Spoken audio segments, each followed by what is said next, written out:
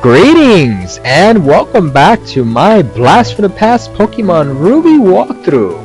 So last we left off, we just finished earning our second gym badge of the Hoenn region here from Gym Leader Brawley, a master of fighting types. So it was quite a close match there. So very close match, could have ended either way, but fortunately we were able to pull out a victory thanks to Taylor and earned our badge. So anyways, moving on, now that we have our second badge, we can go back to Granite Cave, and now that I've taught Ralts the move Flash, I can use that move to light up the cave. So with the second badge, you needed the second badge in order to use Flash in that cave, otherwise you won't be able to do that.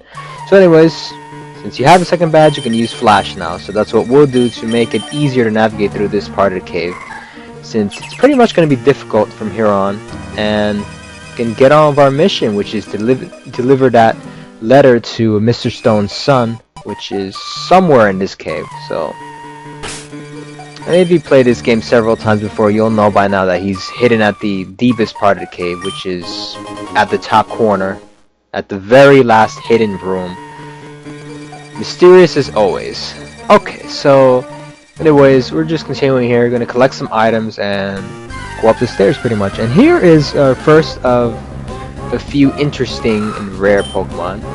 Aron, which is actually not so rare, but I'm feeling in the mood to catch some steel types, since spoilers to those who have not played Pokemon Ruby, I'm sure most of you should have, but we're gonna meet the Steven Stone, which is actually Mr. Stone's son and the champion of this region, as we would have found out later on. So this is our first meeting of Steven Stone. So to commemorate that, I'm going to catch some steel type Pokemon, since, well, he likes steel and rock types. So yeah, I'm going to show you guys some steel type catching here. So I'm going to try to catch an Aron here, and in this episode we're going to have a run-in with another rare steel type of this cave, exclusive to Pokemon Ruby.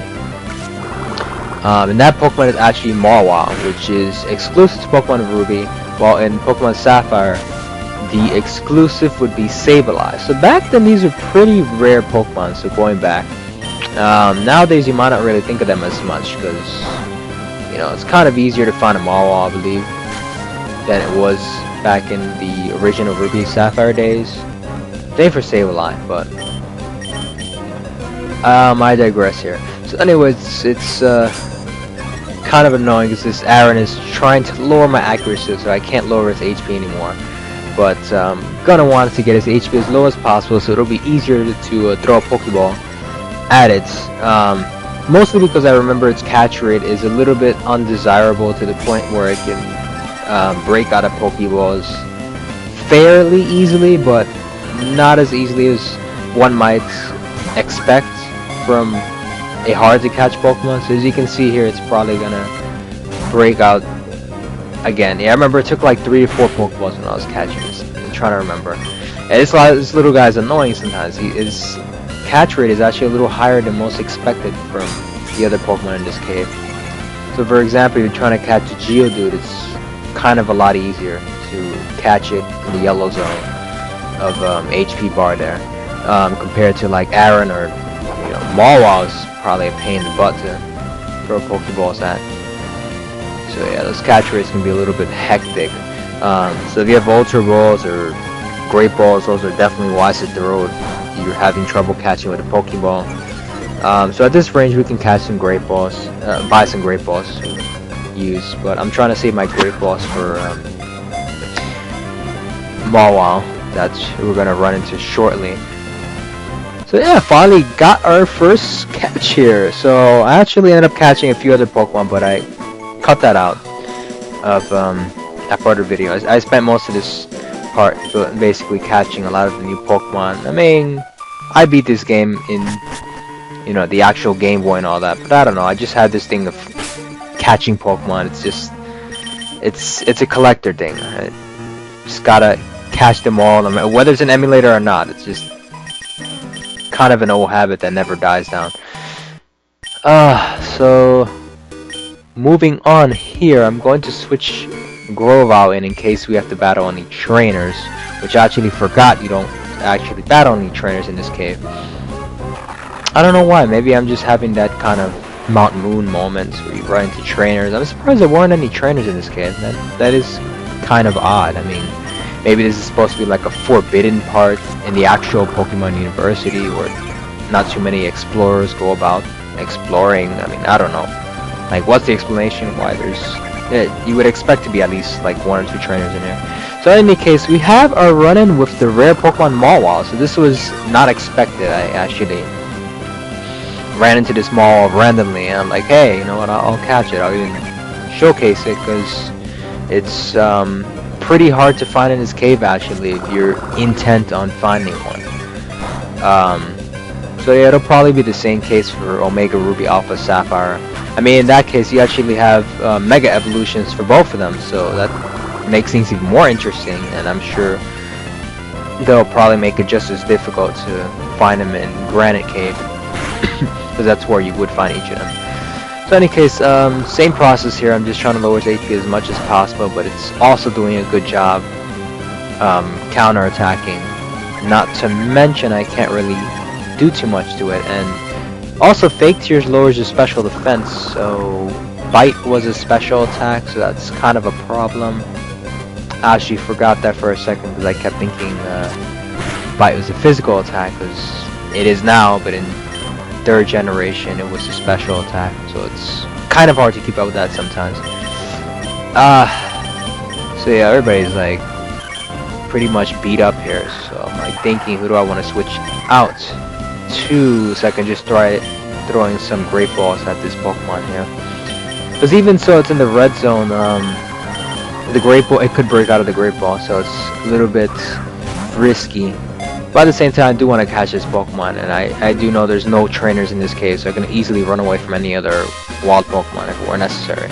But fortunately, we do end up catching this Mawile, and awesome. So, rare Pokemon caught, and that's a wrap. So, that's pretty much all the Pokemon I wanted to catch in this cave. So, yeah, as you notice there, look, there's a misspelling of Mawile. That's what I wanted to mention. I was like, it's kind of funny that they would make a typo like that. So it's Mawile, chops it with its gaping jaws. I don't know, I just found that funny.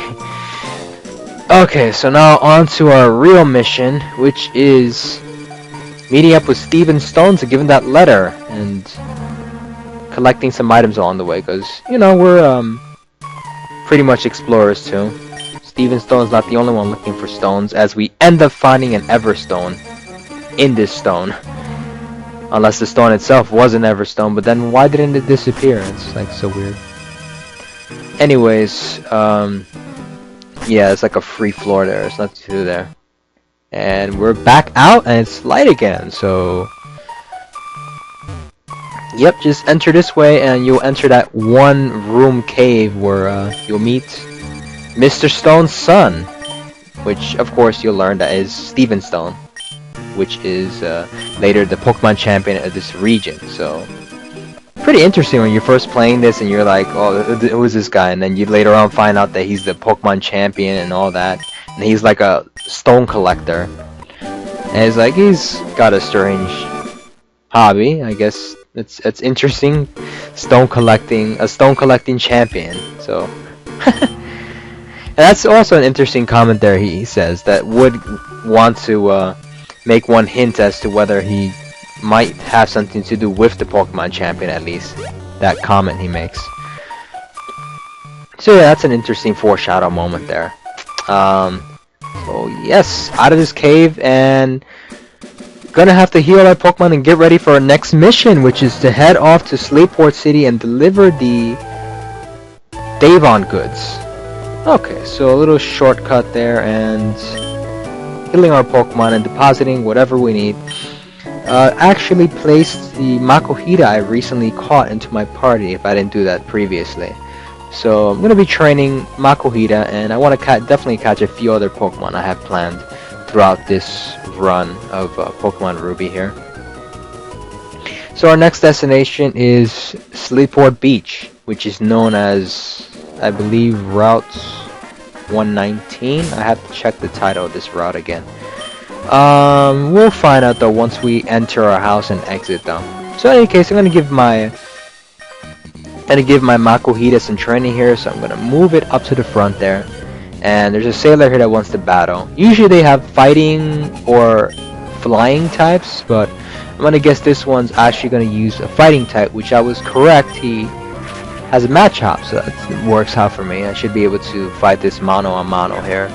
I'm gonna give it a vital throw since I recently leveled up my Makuhita high enough for it to learn a stronger attack. Should be able to take this match hop out.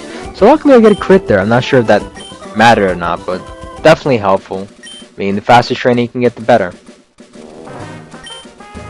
I mean, also noted, I didn't mention this, but in regards to strategy and abilities, I actually caught my Makuhita with the thick fat ability, because later on when you fight the Elite Four, it's a little bit of a spoiler, to say for the least, but I mean, most of you play Ruby and Sapphire.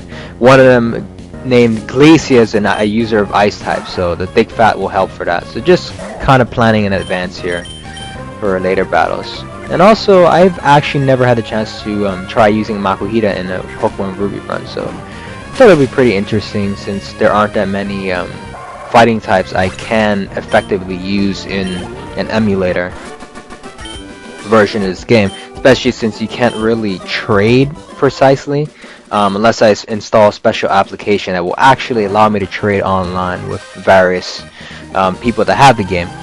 So until I can do that, I actually can't use a Machamp. I won't be able to evolve Machoke into Machamp, so I'm actually for a run like this, it would be better off to use Makuhita, because at least Makuhita can still evolve into Hariyama like level 40. I think it's either level 38 or 40. But point being is you don't have to trade for it to evolve. So in any case, that was a risky decision leaving Makuhita in, but I am pretty sure it's probably not going to use Wing Attack, or at least I've fought another Wingull and it didn't use Wing Attack, but they usually have like Water Gun or Supersonic, which is kind of annoying, and now I'm going to have to switch out, unfortunately.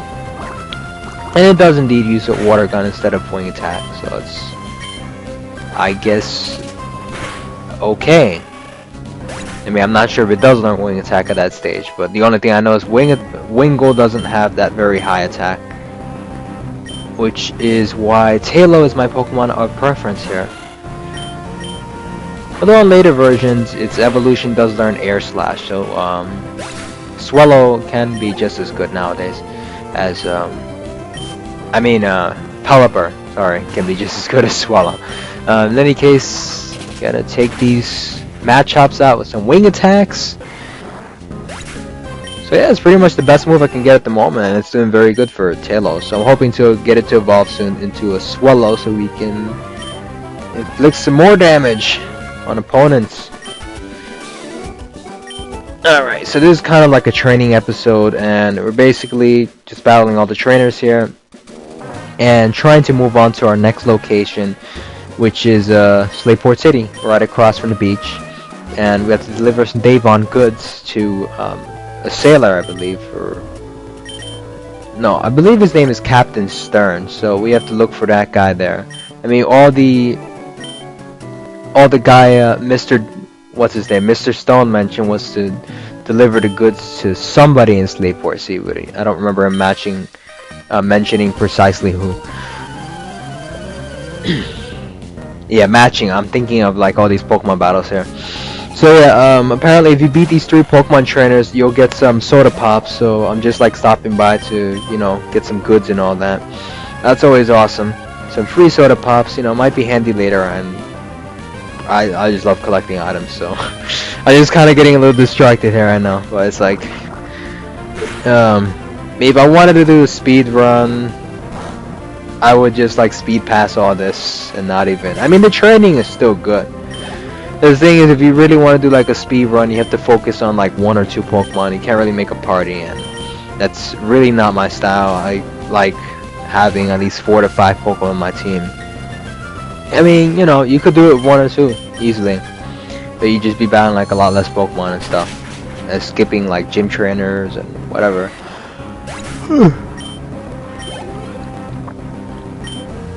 Yeah, so I want to kind of train my Ralts, even though I'm noticing that Ralts won't help me too much in the Pokemon gyms, but I'll need it for the majority of poison type Pokemon. As you'll notice here, and if you check on my team, I don't really have too much to handle poison type Pokemon, so Tentacruel could be a problem. Its later evolved form, if not dealt with properly. So yeah, later on I'm planning to catch like an Electrike to evolve it into Manectric, and that'll help me deal with a lot of these Tentacruels and stuffs.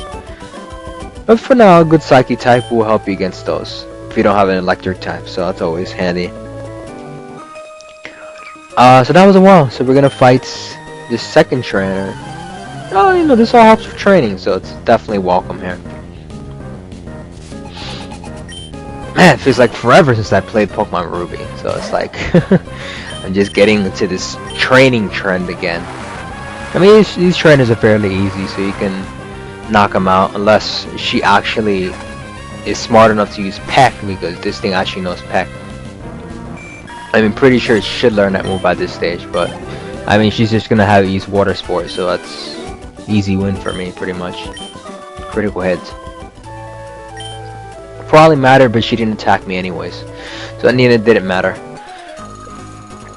Lastly, a Tuber Boy. So yeah, this should be easy. I remember he had like 2 Azuros or something, and those things don't really do that much.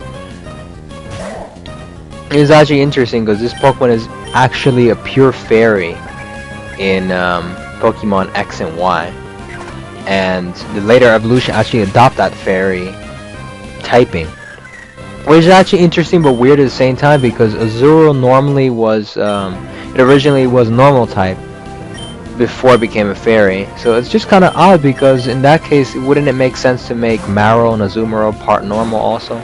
I mean, I don't know, that just kind of made sense to me, you know, considering that it adopted the fairy type in X and Y. So just a thought there. I mean, it does learn Double Edge, so it would have been kind of handy back then for it to actually be part normal. I mean, it would have been weak to fighting, but still. Yep, so just absorb, super effective attacks, pretty much just kind of half training everybody. What I'm doing basically is trying to make the Pokemon up to the level where up to the level that the last gym leader's Pokemon were. So essentially, Brawly had his Pokemon like at level 17, 18 or something, so I'm pretty much figuring that that would be the best level to approximate all of my Pokemon at this moment. That would pretty much even us out for the next gym, basically, and you know, a couple of bulky Pokemon will help us get through the gym.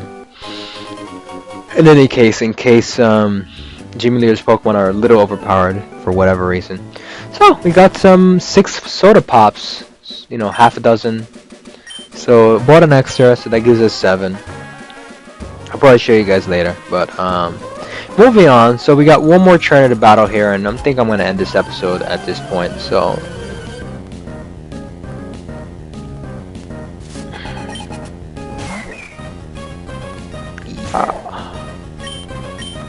so far, yeah, I think Makuhita is actually doing pretty decent.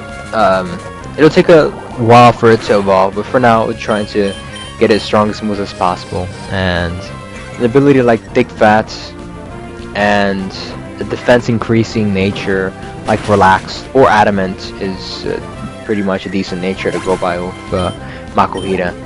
I mean, it's a little bit difficult to get the exact nature and can be time consuming. So, you know, I just recommend something that lowers special attack or speed, because, you know, this thing's not really that good in speed, and it's mainly based for its bulk and high attack.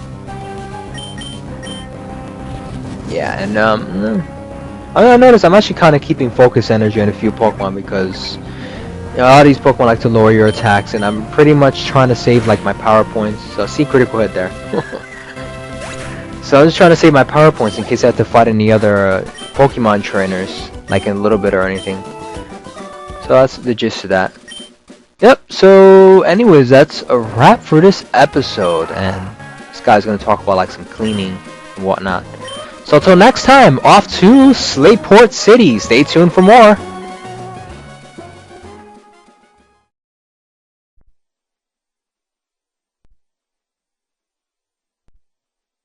And my question of the day for you guys is, what is your fondest or favorite memory of Pokemon Ruby or Sapphire? So it can relate to something in the games, or it can pertain to something, an event in real life that relates to Pokemon Ruby or Sapphire. So as for me, my fondest memory of Pokemon Ruby was relating to a time in high school where I used to have Pokemon battles during lunchtime. So initially, I didn't actually know that many people that played Pokemon in general at my high school. But one day, I believe either 9th or 10th grade, I ended up meeting a friend who happened to have Pokemon Sapphire.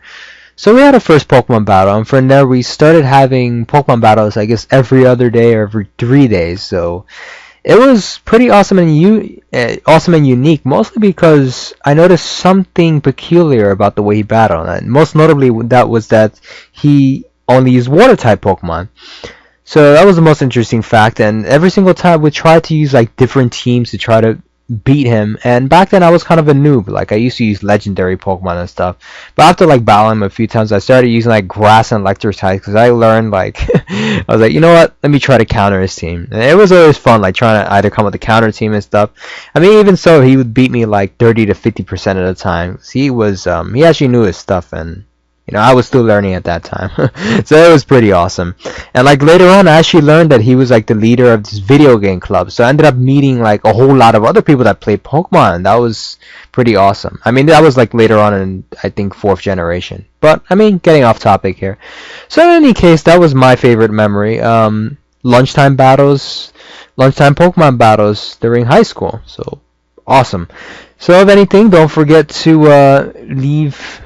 Oh, so yeah, leave your answer as to what your favorite memory of Pokemon Ruby and Sapphire is down below in the comments section.